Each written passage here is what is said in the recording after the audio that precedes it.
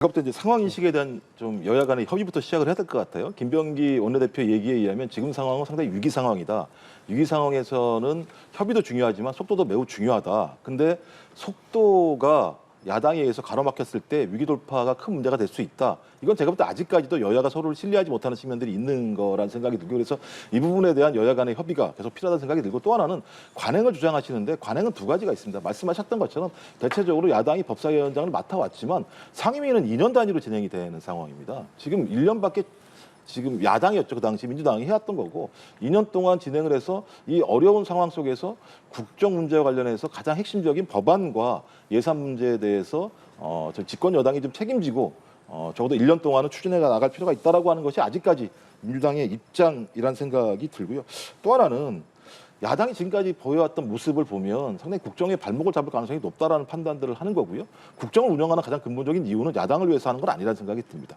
그러니까 국민을 위해서 국정을 운영하는 것인데, 그 국정 운영 과정에서 야당이 얼마만큼 서로가 협조할 수 있는 신뢰관계를 맺을 수 있을 것인가라고 하는 이 근거가 없다면, 제가 볼 때 민주당 입장에서는 지금의 위기 상황을 돌파하기 위한 속도, 책임감이라는 차원에서 법사위원장과 예결위원장 모두를 가지고 위기를 극복하는 것이 더 효율적이고 국민을 위한 것이 아닌가라는 판단을 한다는 생각이 들어서 이 문제에 대해서 야당도 충분히 어떤 방향으로 하자라는 것인지에 대한 서로 간의 쌍방의 협의와 서로의 속내에 대한 좀 이해가 좀 더 필요하다고 생각을 합니다. 알겠습니다. 자, 그리고 민주당에서 전 하지도 않았는데 벌써 저희가 신경전이라는 단어를 썼습니다. 이 분위기가 계속 갈 것 같으세요?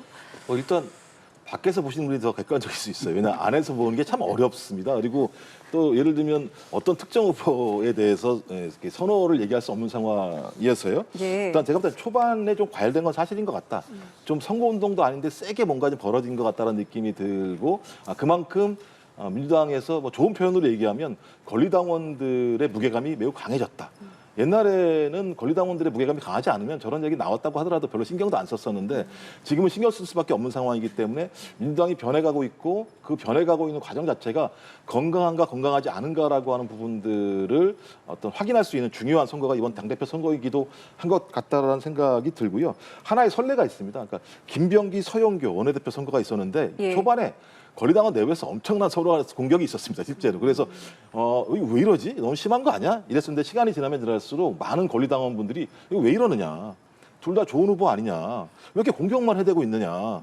우리가 그런 당원이냐라고 하는 얘기들이 막 올라오기 시작하면서부터 정리가 되는 분위기가 분명히 있었습니다. 그래서 지금 상황에서는 뭐 정청래 출마한 전 법사위원장이든 아니면 박찬대 전 원내대표이든 두 사람 다 내란을 극복하는 과정에서 중요한 역할을 한 건 사실이고, 이재명 대통령이 신뢰하고 있는 인물인 건 사실이라는 생각이 들어서요. 두 분 중에 어떤 분이 이재명 대통령과 함께하는 민주당 1기 당대표로서 좋은가라고 하는 이런 좀 어떤 위치에 대한 논쟁을 벌일 필요가 있다. 개인에 대한 공격보다 그게 좋다는 생각이 들고, 근데 제가 볼 때 두 분 다 이름이 좋은 것 같아요. 왜냐하면 여름에 찬대, 그다음에 청래 이런 게 좋은 것 같아서 두 분 중에, 농담입니다. 두 분 중에 권리당원분들께서 좀 치열한 토론, 치열한 논쟁은 벌이시되 인신공격의 문제가 아니라 어떻게 하면 민주당과 이재명 정부가 성공할 수 있는 당대표가 누구인가라고 하는 것을 중심으로 토론을 해주신다면 권리당원들의 힘이 매우 높아진, 위상이 높아진 민주당의 색다른 모습을 보일 수 있지만, 그렇지 않고 인신공격성 당대표 사전 선거운동으로 벌어지게 된다면 많은 국민들이 좋은 모습으로 보시지 않을 수 있다는 생각이 들기 때문에 그런 점들을 권리당원께서 좀 유념해 주셨으면 좋겠다, 이런 생각을 합니다. 집권여당이 야당을 비판하는 게 좀 야박해 보이는 측면이 있어서 쉽지 않고, 또 이게 뭐 좋은 문제가 아니라 내부의 갈등 문제 때문에 빚어진 거였어요.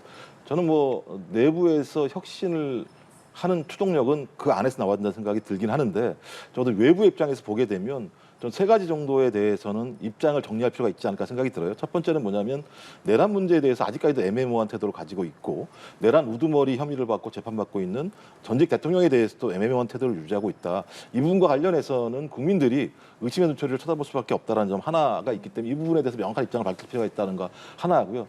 또 하나는 대선 후보를 선출하는 과정에서 후보 바꿔치기라고 하는 일이 벌어졌지 않습니까? 이건 당원 민주주의를 훼손하는 중대한 문제이기 때문에 이 부분에 대해서 명확한 입장을 밝혔어야 되는데 아직까지 밝히지 않고 있는 상황입니다.